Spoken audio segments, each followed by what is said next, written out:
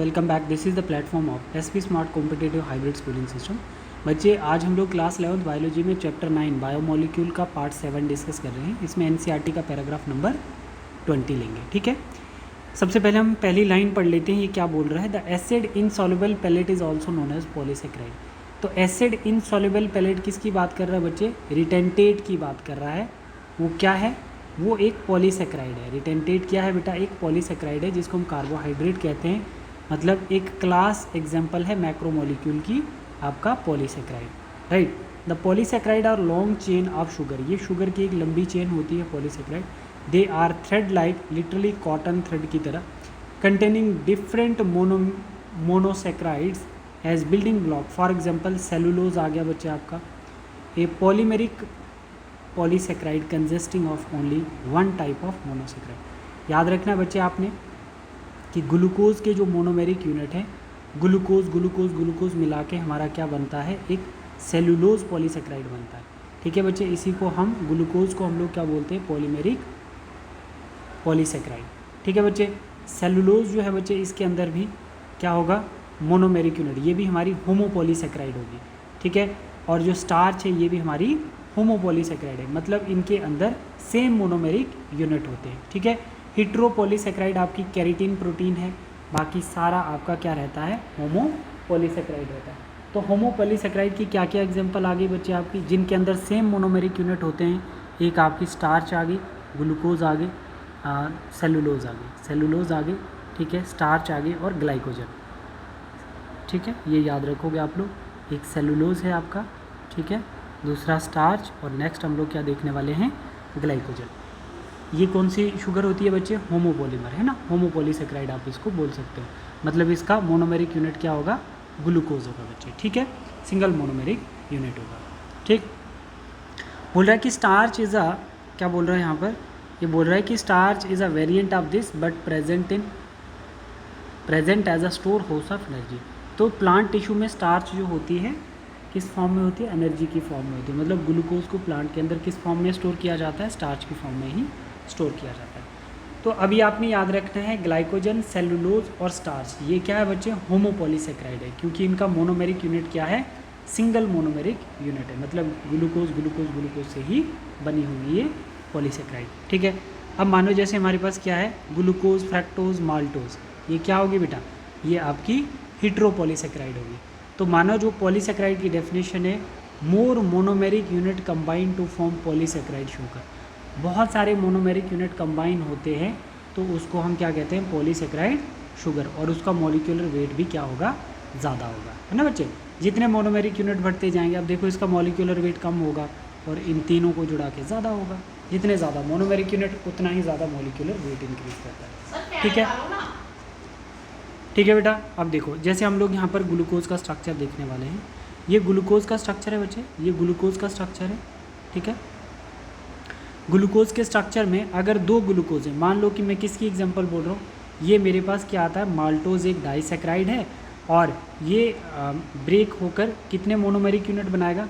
Glucose और glucose को combine करके मेरा क्या बनता है?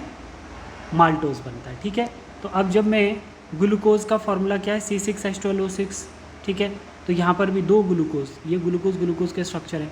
तो फर्स्ट ग्लूकोज का कार्बन नंबर 1 और सेकंड ग्लूकोज का कार्बन नंबर 2, ये आपस में कौन सी बॉन्ड बना रहे हैं? ग्लाइकोसिडिक बॉन्ड बना रहे हैं। ठीक है, ग्लूकोज का स्ट्रक्चर पहले देख लो कैसा, बिल्कुल सिमिलर है। और यहाँ पर इसका फर्स्ट और इसका फोर्थ, ये जैसे क्या है? 2H और 2O हैं। तो जब वाटर मॉलिक्यूल निकलेगा, है ना, वाटर कंडेंसेशन होगी, तो ऑब्वियसली यहाँ पर सिर्फ क्या बचेगा? O बचेगा, और H, एक इधर वाला H और एक इधर वाला H, इधर भी OH था, इधर भी OH था, तो मतलब OH और H ऐसे निकल जाएगा तो पीछे O बचेगा। ठीक है, तो हम बोल रहे हैं कि ये बॉन्ड अब बना है, दो ग्लूकोज जब जुड़ते हैं तो बॉन्ड कौन सा बनता है? Glycosidic bond. और ये कौन सा? 1,4 ग्लाइकोसिडिक लिंकेज हुआ है। ठीक है बेटा, तो आप खुद सोच सकते हो कि पहले ग्लूकोज का फर्स्ट कार्बन, दूसरे ग्लूकोज का फोर्थ कार्बन, दोनों के बीच में बॉन्ड ग्लाइकोसिडिक बना है और बीच में ऑक्सीजन मॉलिक्यूल है। ठीक, तो अब हम बोल सकते हैं ये डाइसेक्राइड शुगर है ना। Maltose is example of disaccharide. अब बताओ हमारे पास C6H12O6, उसको मल्टीप्लाई 2 से करो, क्योंकि दो ग्लूकोज को जुड़ा रहे हैं हम लोग, तो C12 आ गया, बट H22 आ गया क्योंकि 24 आना चाहिए था, 2 हमने निकाल दिए, 2 कहाँ रख दिए हमने, 2 हमने वाटर में कंडेंस कर दिए और एक ऑक्सीजन निकाल दिया, H2O तभी बनेगा, तभी जाके आपका C12H22O11 आ रहा है। ठीक है, ठीक है, क्योंकि यहाँ से जब वाटर मॉलिक्यूल निकल गया तो इन दोनों का फॉर्मूला क्या बन रहा था, C12H24O12, बट अब जब वाटर मॉलिक्यूल निकल गया, 2 हाइड्रोजन और 1 ऑक्सीजन, तो 1 ऑक्सीजन निकल गया तो 11 हो गया, 2 हाइड्रोजन निकल गए तो 22 हो गया। ठीक है, तो ये हमारा माल्टोज का मॉलिक्यूलर फार्मूला। अब आप लोग देखो ज़रा, अब आप लोग देखो इसका मॉलिक्यूलर फार्मूले का आंसर करो, इसका आंसर करो। The dehydration reaction link to glucose molecule to product maltose if the formula of glucose is C6H12O6 then what is the formula of maltose. और ग्लूकोज का ये है तो माल्टोज का क्या होगा, ग्लूकोज के साथ ग्लूकोज जुड़ाएंगे, वाटर मॉलिक्यूल रिलीज़ कराएंगे तो ये ए वाला पार्ट आ जाएगा। ठीक है बच्चे, ये याद रखना, मोनोसेक्राइड की एग्जांपल ये आती है, डाइसेक्राइड की ये एग्जांपल आएगी। ठीक है, ये याद रखना, सुक्रोज जो होता है ये नॉन रिड्यूसिंग शुगर होती है, मैं बताऊंगा कैसे, और ये जो लैक्टोज माल्टोज होते हैं ये रिड्यूसिंग शुगर है। ठीक,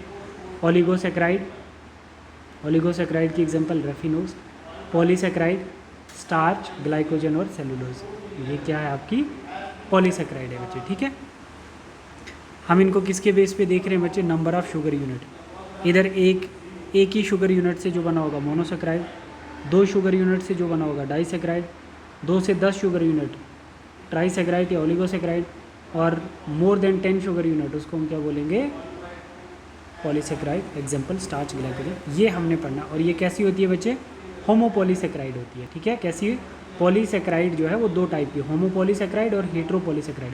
होमोपॉलीसेक्राइड जो है बेटा, होमोपॉलीसेक्राइड जो होता है बेटा, होमोपॉलीसेक्राइड में सेम मोनोमेरिक यूनिट होते हैं, लाइक स्टार्च, ग्लाइकोजन, सेलुलोज, इनमें होमोपॉलीसेक्राइड होते हैं। हेट्रोपॉलीसेक्राइड में सिर्फ एक एग्जांपल आपने कैरेटिन वाला देखना। ठीक है बच्चे, अब देखो ज़रा आप लोग यहाँ पे देख लो बच्चे, ये हमारा क्या है, ये मान लेते हैं कि ये हमारा ग्लूकोज है, ये ग्लूकोज है। ठीक, तो ये इसका एक लेफ़्ट एंड आ जाता है बच्चे, और ये इसका एक राइट एंड आया। तो राइट एंड पे हमारा क्या है, रिड्यूसिंग शुगर है, और लेफ़्ट एंड पे क्या है मेरा, नॉन रिड्यूसिंग शुगर है बच्चे। ठीक है, तो आप देख रहे हो यहाँ पर कौन सा बॉन्ड बना होगा, ग्लाइकोसिडिक बॉन्ड बना होगा। कौन सा बॉन्ड, ग्लाइकोसिडिक। ठीक है, बट यहाँ पर कैसी है, ये ब्रांच्ड है, ये क्योंकि यहाँ पे ब्रांच्ड शुगर है। Diagrammatic representation portion of glycogen, तो ग्लाइकोजन में भी कैसे मोनोमेरिक यूनिट होंगे बच्चे, सेलुलोज में कैसे मोनोमेरिक यूनिट होंगे। ठीक है, सेलुलोज स्टार्च में कैसे मोनोमेरिक यूनिट होंगे। समझ आ गई बच्चे, क्योंकि अभी हमने पढ़ा, तो इसीलिए इन तीनों में होमोपॉलीसेक्राइड शुगर होगी। ठीक है,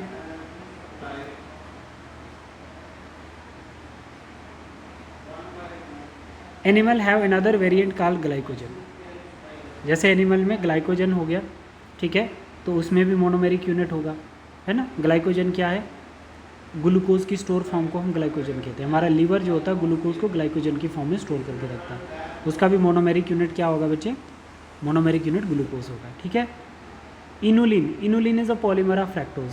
अब ये क्या है बच्चे, इन्यूलिन जो है ये होमोपॉलीसेक्राइड है, बट ये अब किससे बना है, ये बना है फ्रैक्टोज से। ठीक है, इन्यूलिन हमारी, जैसे हम क्या पढ़ते हैं बच्चे, जैसे हम लोग पॉलीसेक्राइड की एग्जांपल क्या क्या पढ़े, ग्लाइकोजन पढ़े, स्टार्च पढ़े, सेलुलोज पढ़े, ये क्या एग्जांपल है पॉलीसेक्राइड के, बट होमोपॉलीसेक्राइड है क्योंकि उसका मोनोमेरिक यूनिट ग्लूकोज है।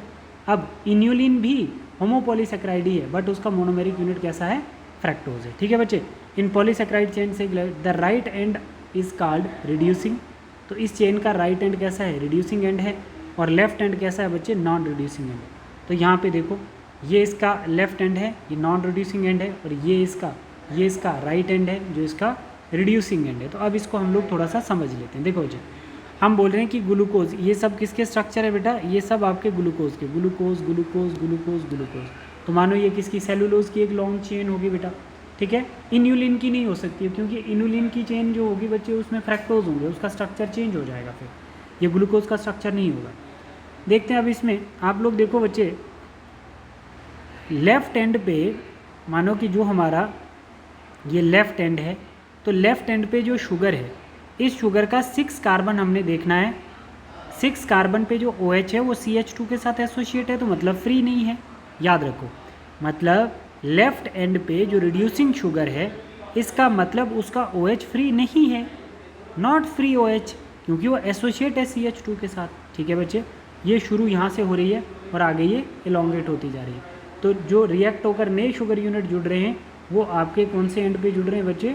वो आपके फ्री एंड पे जुड़ रहे हैं, जिसको हम राइट एंड कह रहे हैं। तो राइट एंड पे जाओ, ये कार्बन नंबर 1 आ गया तो H ऊपर आ गया तो OH नीचे आ गया, तो OH फ्री है ना बच्चे यहाँ पे। राइट एंड पे OH फ्री है, लेफ्ट एंड पे OH फ्री नहीं है, लेफ्ट एंड पे OH एसोसिएट है CH2 के साथ। बट राइट एंड पे जो OH है बेटा वो किसके साथ है?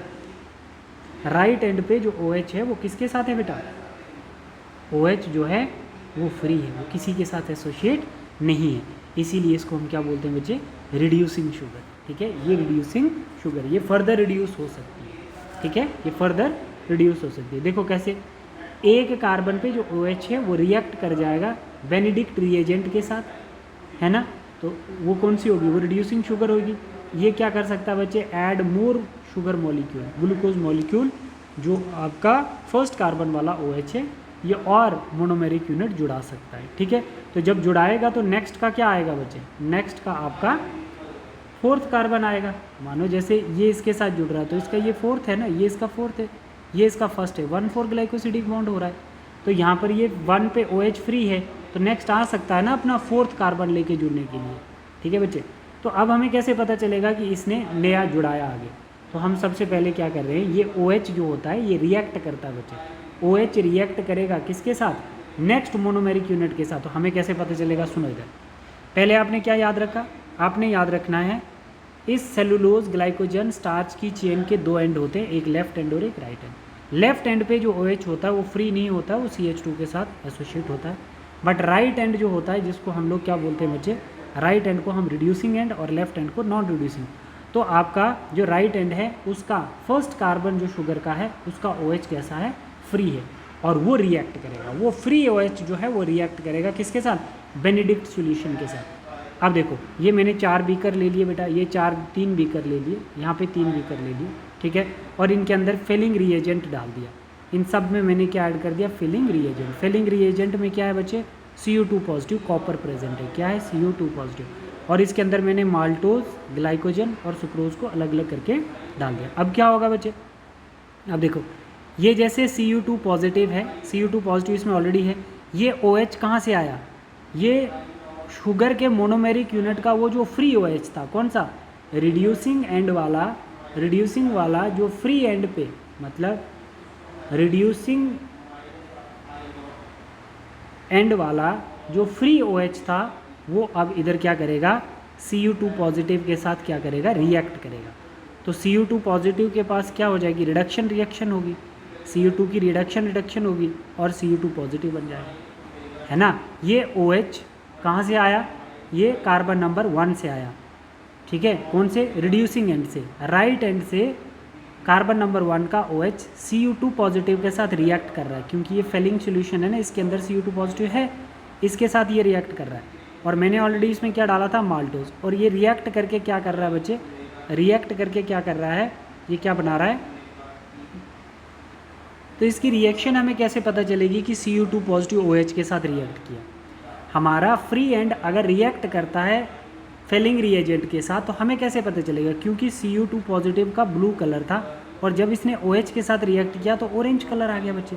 ठीक है, तो जब ऑरेंज कलर आ जाता है, मानो कलर चेंज हो गया, ब्लू से ऑरेंज आ गया, तो हमें पता चल जाएगा कि OH ग्रुप जो है वो फ्री था और उसने रिएक्ट किया, है ना, और हमारा कलर चेंज होकर ब्लू से पिंक हो गया बेटा। कैसा हो गया? ब्लू से ऑरेंज या पिंक आप बोल सकते हो। ये कलर चेंज होने से हमें पता चल रहा है कि क्या हुई है? रिएक्शन हुई है, OH जो है वो CU2 पॉजिटिव के साथ रिएक्ट किया है। तो ऐसे हमारा क्या हो रहा है? मोनोमेरिक यूनिट कंबाइन हो रहा है। ठीक है, मोनोमेरिक यूनिट कंबाइन हो रहा है। तो ऐसे ही हमारे पास क्या था? देखो, जैसे इसमें हमने ग्लाइकोजन डाल दिया, ये कैसा है? पॉलीसेक्राइड है। माल्टोज कैसा है? डाइसेक्राइड है। ठीक, तो अब क्या है? CU2 पॉजिटिव के साथ OH। बताओ ग्लाइकोजन का मोनोमेरिक यूनिट कैसा होगा? ग्लाइकोजन का मोनोमेरिक यूनिट कैसा होगा? आपका ग्लूकोज होगा। ठीक है, तो ग्लूकोज का एक एंड ब्लॉक है और एक एंड क्या कर सकता है? मोनोमेरिक यूनिट को जुड़ा सकता है। ठीक है, तो यहाँ पर भी क्या होगा? OH जो फ्री है वो रिएक्ट करेगा इसके साथ, अच्छा, माल्टोज का मोनोमेरिक यूनिट क्या है? ग्लूकोज। ग्लूकोज तो आप देखो इसका मतलब इसका भी OH एक एंड पे फ्री होगा, वो Cu2 के साथ रिएक्ट करेगा। समझ आई? समझ आ रही बच्चे? तो यहाँ पर कलर चेंज हो रहा है, तो इन दोनों को हम क्या बोल रहे हैं? रिड्यूसिंग शुगर बोल रहे हैं। ठीक है, ये दोनों क्या है? हमारी रिड्यूसिंग शुगर है। ये हमें कैसे पता चल रहा है? क्योंकि हमारे पास जो कलर चेंज हो रहा है, कलर चेंज हो रहा है मतलब जो फ्री OH था वो Cu2 के साथ रिएक्ट करके क्या बना रहा है? कलर ब्लू से ऑरेंज बना रहा है। ठीक है, तो इससे हमें पता चल रहा है। ठीक, बट जब हम लोग क्या करते हैं बच्चे, ये सुक्रोज इधर डाला हुआ था Cu2 पॉजिटिव के साथ, Cu2 पॉजिटिव के साथ। अब देखो आप सुक्रोज का मोनोमेरिक यूनिट देखो, ग्लूकोज और फ्रैक्टोज है। सुक्रोज का मोनोमेरिक यूनिट ग्लूकोज और फ्रैक्टोज है। अब आपको देखना है कि ग्लूकोज ग्लूकोज के साथ जुड़ता था तो एक कार्बन पे, मतलब कार्बन नंबर 1 पे OH फ्री था। क्या फ्रैक्टोज के स्ट्रक्चर के कार्बन नंबर 1 पे भी OH फ्री होगा? अगर OH फ्री होगा तभी इसके साथ रिएक्ट करेगा, है ना बच्चे?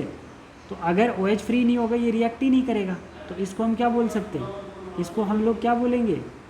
देखो ज़रा यहाँ पे देखो, मानो जैसे मैंने क्या किया, अब सुक्रोज के मोनोमेरिक यूनिट एक ग्लूकोज और दूसरा फ्रैक्टोज। ग्लूकोज का स्ट्रक्चर आपको पता है कि ग्लूकोज के स्ट्रक्चर के 6 कार्बन पे OH जो लेफ्ट एंड पे है वो फ्री नहीं है, वो एसोसिएट है CH2 के साथ। बट अब ये ग्लूकोज जुड़ रहा है फ्रैक्टोज के साथ, किसके केस में? सुक्रोज के केस में। तो अब यहाँ पर फ्रैक्टोज का स्ट्रक्चर कैसा है? कार्बन नंबर 1, देखो कार्बन नंबर 1 जो है वो OH के साथ, OH जो है कार्बन नंबर 1 का OH किसके साथ? CH2 के साथ एसोसिएट है। और कार्बन नंबर 6 का OH जो है वो भी CH2 के साथ एसोसिएट है। तो इसका मतलब राइट एंड पे भी OH फ्री नहीं है, ये एसोसिएट विद CH2 है। ठीक है, तो इससे हमें ये पता चल रहा है, कि जो सुक्रोज है, हालांकि ये डाइसैकेराइड है बट इसको हम नॉन रिड्यूसिंग शुगर कहते हैं। क्यों? क्योंकि ये न्यू मोनोमेरिक यूनिट आगे नहीं जुड़ा था। डाइसैकेराइड होकर भी ये क्या है बच्चे? डाइसैकेराइड होकर भी ये नॉन रिड्यूसिंग है। ठीक है, तो हम बोल सकते हैं यहाँ पर, हम ये चीज़ बोल सकते हैं कि डाइसैकेराइड जो होते हैं वो कैसे होते हैं? डाइसैकेराइड भी नॉन रिड्यूसिंग हो सकते हैं। हालांकि ये जो पॉलीसैकेराइड्स है ये कैसा है? ये रिड्यूसिंग है। और आपका जो ये माल्टोज है ये कैसा है? डाइसैकेराइड है, ये रिड्यूसिंग है। बट सुक्रोज कैसा है? सुक्रोज आपका डाइसैकेराइड का एग्जाम्पल है, बट ये कैसा है? नॉन रिड्यूसिंग है। समझ आई? देखो पॉलीसैकेराइड, डाइसैकेराइड, है ना, ये एक्सेप्शन है डाइसैकेराइड की, सुक्रोज कि इसमें क्या होता है कि इसमें दोनों चेन जो होती हैं वो बिजी होती हैं। ठीक है, न्यू मोनोमेरिक यूनिट नहीं जुड़ा सकती है। ठीक है, तो इसीलिए सुक्रोज को हम लोग क्या बोलते हैं? सुक्रोज को हम बोलते हैं आपका नॉन रिड्यूसिंग शुगर। और ग्लाइकोजन जो है, जैसे पॉलीसैकेराइड है तो ये कैसी है? रिड्यूसिंग शुगर है। जैसे माल्टोज डाइसैकेराइड है, ये कैसी है? रिड्यूसिंग शुगर है। बट सुक्रोज इकलौता आपका क्या है? नॉन रिड्यूसिंग शुगर है बेटा। ठीक है, क्योंकि इसके पास चेन्स अवेलेबल नहीं हैं। देखो 1 और 6 दोनों ही इसके पास बिजी है। ठीक, तो 1 से 4 ग्लाइकोसिडिक लिंकेज होगी लीनियर चेन में, और 1 से 6 linkage every 25th monomeric unit में 1 to 6 लिंकेज होगी। ठीक है, तो ये चीज़ें आप लोगों को समझ में आ रही हैं।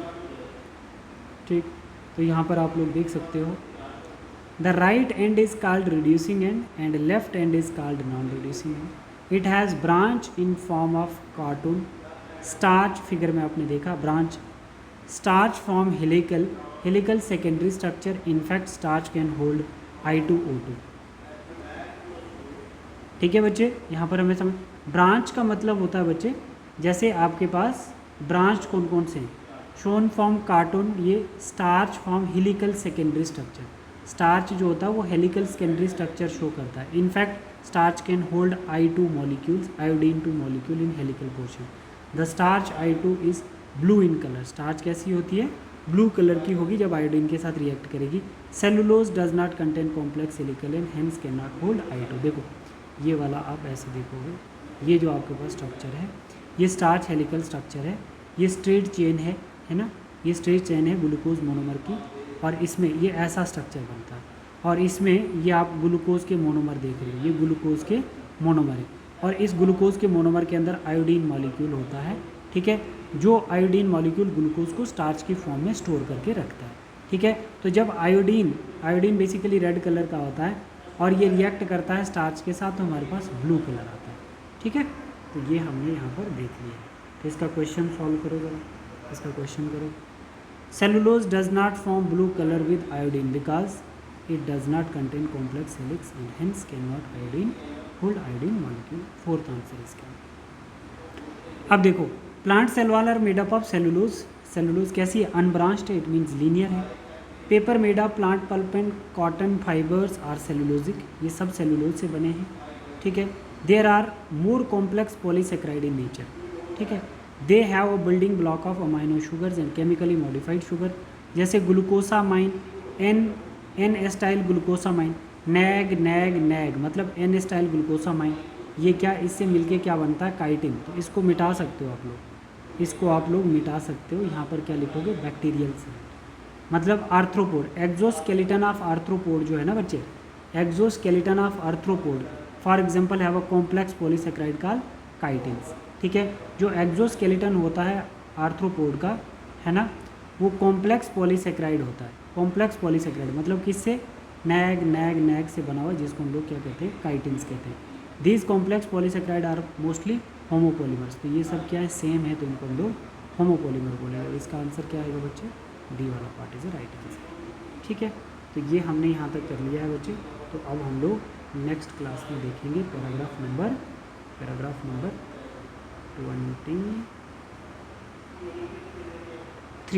23 पैराग्राफ में, ठीक है। तो यहाँ तक हमने सारा डिस्कस कर लिया बच्चे, ठीक है।